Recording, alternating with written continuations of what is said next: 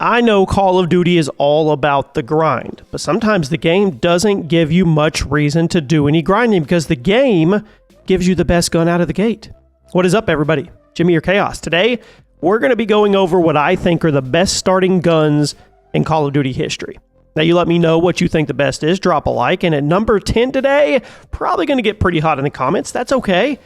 The STG-44 in Vanguard. This is a pretty recent example of a busted level 1 gun. The STG was your starting assault rifle in Call of Duty Vanguard. And was Vanguard underrated? Did we give Vanguard, did we not give it enough of a chance? I've been thinking about that. Anyway, it entirely dominated the meta for a very long time. The fire rate was good, the damage was amazing, the handling was solid, and since you could put 10 attachments, that's ridiculous, on your guns, that meant you just keep finding busted builds after Sledgehammer patched out your old favorite busted build. The number of times the STG has been patched, it was pretty insane. Even if you boot up Vanguard right now, you're going to immediately find a ton of players running around spamming the STG. I mean, it was the best gun in the game, and it was the default assault rifle. Why would you not choose to spam it as long as you could? It was the fastest way to level up. Perfect way to start today's list. At number 9, the KRM-262 in Black Ops 3. How many of you were using this gun? I think this is one of the most slept-on shotguns in the entire Call of Duty franchise because not nearly enough people were using it despite how powerful it was. Default unlock pump action shotgun. One of the coolest reload animations in the franchise. One-shot kill range on it, just amazing. The hitbox, it was huge. And since it was a traditional buckshot, you didn't really need that many pellets to make contact in order for you to drop your target. And since Black Ops 3 reworked how shotgun pellet damage was calculated, yes it did, it made the KRM a one-shot kill machine. Even if you didn't get the one-shot kill, the KRM had a really good fire rate for follow-up shots. I would go as far to say this was one of the most slept-on shotguns in Black Ops history, and since it was a default unlock, here it is.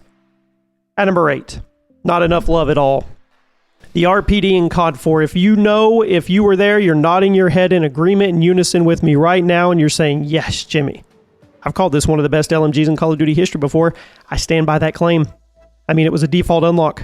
That's crazy. The RPD had an insane 100 round ammo capacity like a good LMG should, and even though it had one of the longest reload animations in COD history, clocking in at 9.7 seconds, it also had an absolutely unforgiving damage profile that made it a two-shot kill no matter where you were if you were using stopping power. It also fired a little over 700 rounds per minute, which wasn't that fast, but when you only need 2 bullets, 2 shots, 2, and you got 100 rounds to work with, you guys do the math. You probably see why it was a monster. If you were trying to level up quickly, the RPD was one of the best guns for the job. And since it was unlocked before you even unlocked custom classes in the game, it needed to make an appearance on the list today. It was one of the most slept on guns in the original Modern Warfare trilogy because I feel like even though it was a default unlock, so everyone had it, it had the best stats in the game. You didn't see people using it, and it was because they were scared of how slow the LMGs handled in the game. Yeah, it was a little hard to rush people with a gun, right? Rush people down, especially with this gun, and there was no lightweight perk in this game. I get it. But if you were an objective player who liked to hunker down, I'm not saying camp, hunker down and protect those flags, the RPD was incredible. And since we're on the subject of COD 4, let's talk about one more obvious pick. Let's get it out of the way at number 7. The AK-47 in COD 4. This is one of the beefiest guns in the entire Call of Duty franchise. And it was unlocked before custom classes were unlocked, so you could put it on any of your classes out of the gate, right out of the get-go. The recoil, yes, it was a little hefty, and the muzzle flash was pretty strong, but that damage profile, it was chef's kiss. It was unreasonably good. It fired at 700 rounds per minute, or 705 actually. Would kill in 3 to 4 shots with no SP. If you threw on SP, it became a 2-shot kill all the way through mid-range. Now, there were some weird bugs with the attachments on this gun that would nerf your damage secretly, so most people were running it naked when the damage profile was that good. You can't blame them.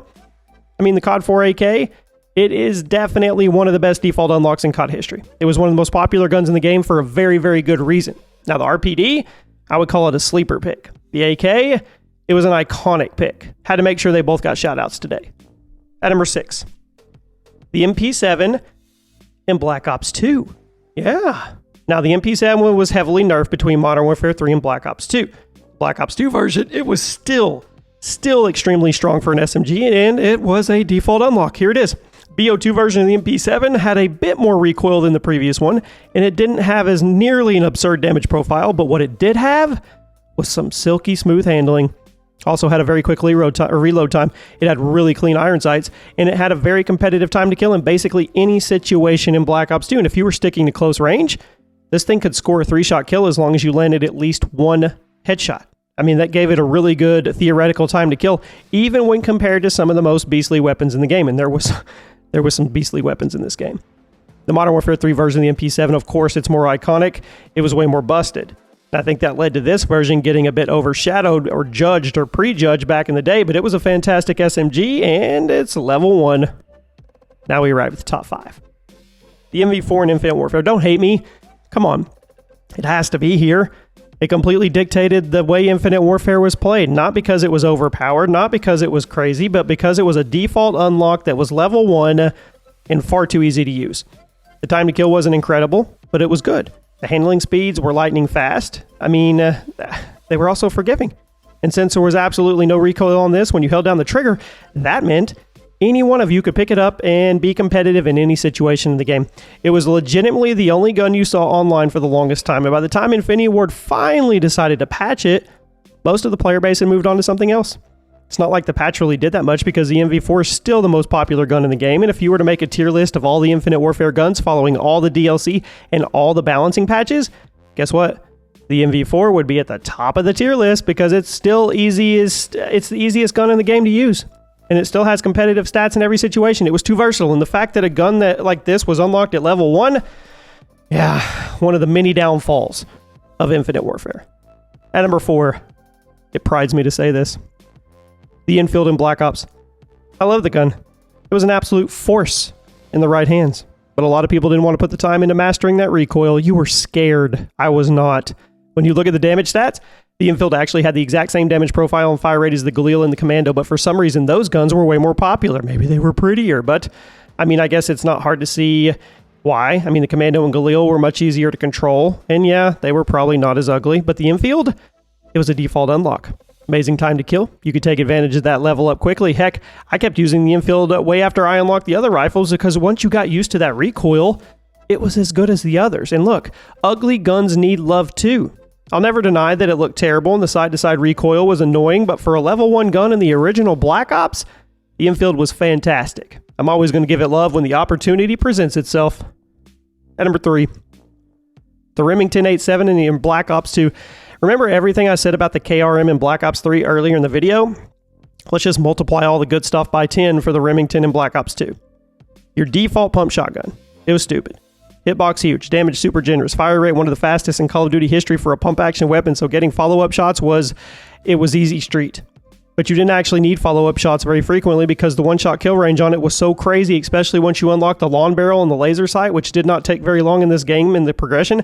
Now, I know everybody remembers the KSG as the insane shotgun from Black Ops 2's era, but I think the Remington was one of the best pump-action weapons in the entire franchise, and it was a default unlock. I mean, pump-action shotguns have been incredibly hit or miss throughout Call of Duty history, we can all agree, and I know we sometimes get a little overly nostalgic for the Golden Age, myself included, but the Remington, it stood the test of time.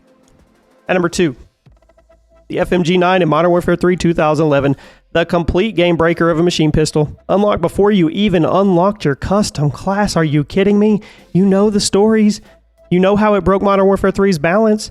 It was literally an insta-kill weapon if you were using them in akimbo form, and even though it wasn't even a though. I mean, you could use it in single, it wasn't as good, but they had 36-round magazines. I'm not kidding. That was the default magazine on this pistol.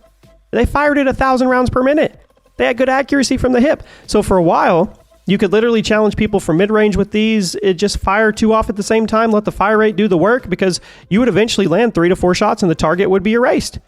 Now, it was nerfed. I think the accuracy department was nerfed when the game came, or later after it came out, but they're still the best close-range secondary weapon in the game because the time to kill and the ammo capacity. If you were just starting out on Modern Warfare 3, you were running these in your back pocket on every class. You may have been embarrassed, but you were doing it.